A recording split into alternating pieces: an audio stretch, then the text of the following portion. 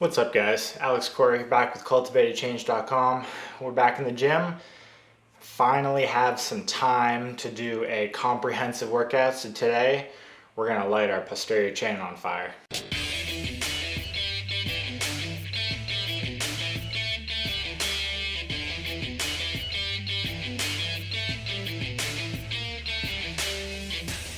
So the posterior chain basically just runs up the back side of your back. So that's your calves, up your hamstrings, into your hips, glutes, lumbar spine, surrounding muscles, so lower back, and it does touch your upper back. Not so concerned about your lats and traps, but definitely the middle point of the back. So just that entire, it's called a chain because all those muscles work together. Stair stepper is really perfect warm up for this just because that's the motion of the stair stepper, but I don't have a stair stepper, so do whatever warm up you like just to get blood flowing. And if I have the option and the gym is open and all the machines are available, which never is, this is my perfect posterior chain warm up. And I do posterior chain because I have so many muscular imbalances, usually just because I sit a good chunk of the day. So I have upper cross syndrome and lower cross syndrome. So my hips are disfigured, as most people's are from sitting, and my upper body rounds. So posterior chain day is just to bring everything back in the center, and I usually hyperextend the other way just to try to rebalance it. So stair stepper if you can. My ideal is some multi-planar core. I like Russian twists here,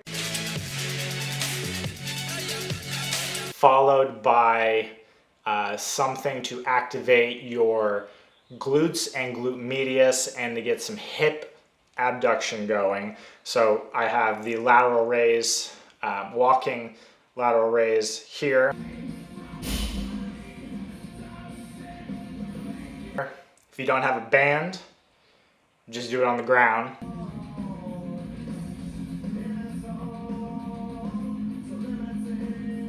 Emphasis on pulling your leg back at the top that touches your glute medius and fires that up. Followed by a hyperextension with your feet wide.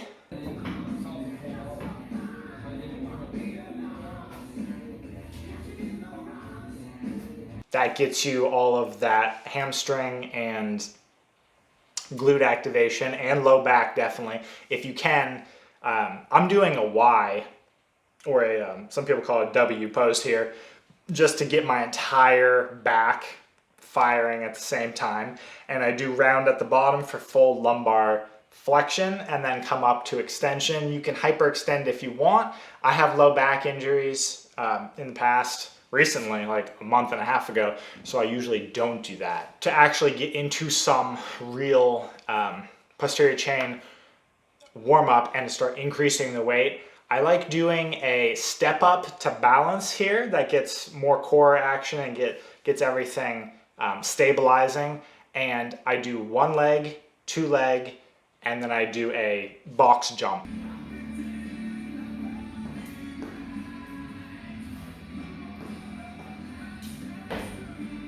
It's not a box, but similar thing. And that's to get just a little bit of the plyometric to get the balance in there. Following that, our real first exercise I'm going to choose is a T-bar row.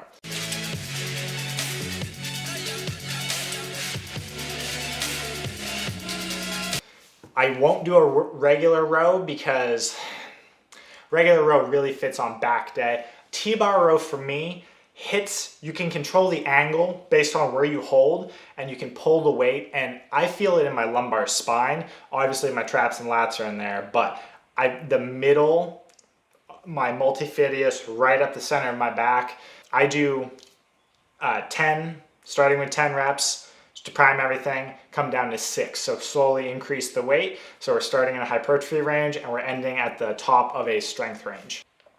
Make sure to brace yourself. I'm putting this first because I'm actually more likely to twinge my back with this exercise because you stay there. So you stay in that vulnerable position for so long. So I do it first when everything is warm and I have the most stability and strength and energy to stabilize. There's a little bit of rocking going on, but try to stay pretty stable. The main exercise, of course, for the posterior chain is going to be the deadlift. I almost never do a regular Olympic deadlift because of my low back injuries. If I get sloppy, it takes one movement just for me to hear a pop or to feel something tear. So I don't even bother with the Olympic bar. If you have no previous injuries, go for it. I really like the trap bar.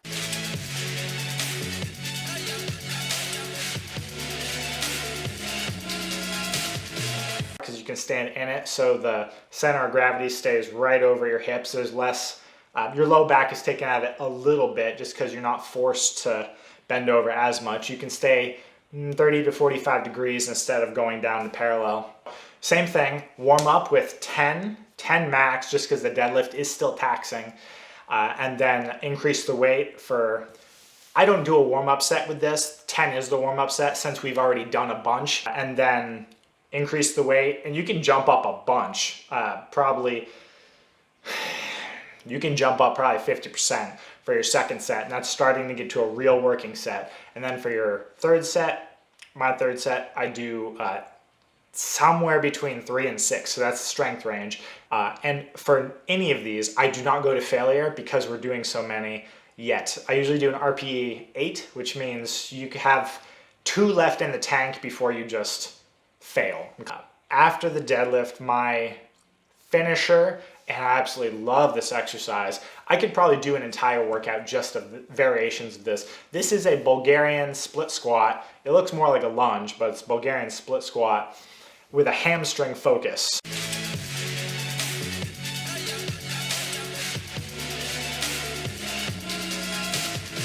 So the regular version of this, you stay pretty straight up and down, and that's a quad dominant exercise. Here we're gonna end in a sprinter pose. So that's with our 30 to 45 degree angle on our back with the weights next to our foot. Touch the ground or not, but just barely touch, and then drive with your heel again, back up. You don't need to come back all the way up straight, but you do need to squeeze your glutes. This motion is fantastic because you can almost entirely feel your glutes and hamstrings taking. It's pretty amazing how you can keep the tension exactly where you want it, and you can shift the angle of your foot and move the tension around the various hamstring complex.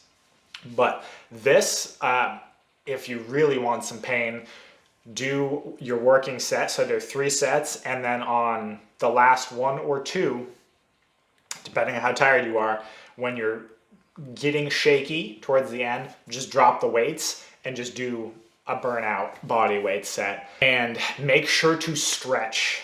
I usually don't stress stretching enough on hamstring. Anytime hamstrings are touched and low back, I do stress stretching. In fact, in between exercises, I tend to do hangs. So just hang for 30 to 45 seconds in between your sets, depending on how long your rest periods are. For deadlifts, I will rest 2 minutes in between. For everything else, I tend to rest 45 seconds to a minute in between. If you have the time, thankfully today I had the time. Hanging will you'll feel your lower back pop. I feel my lower back pop, you might as well, but hang is the best thing to just let all of those muscles and create space in between the vertebrae, just let it decompress. At the end for stretches, these are my favorite ones I'll put on the screen. I've never found anything that hits my lats quite as well as this one. You need something to grip and to push against, and you can rotate and just work every angle of your lats. And I've never felt such a vicious contraction. The one, if you have a straight bar or just something to lean on, you can get both your hamstrings and your lats at the same time. This is one most people know. And then just a hip stretch, just to get any of the your QL, all your tiny little hip complex muscles, various angles of pushing and pulling, but you should feel a nice tear all around your TFL, all around your glute medius, your glutes in general, and hip abductors, all of those. Stretch for at least 5 to 10 minutes after this. I'm really bad about stretching, but that doesn't mean you need to be bad as well, especially if you have a history of injuries like myself. And that's it. We'll do another one probably with the anterior chain, which most people will know. There'll be a push-dominated day after this video. But until next time, build your community, build your resilience. Thanks for stopping by.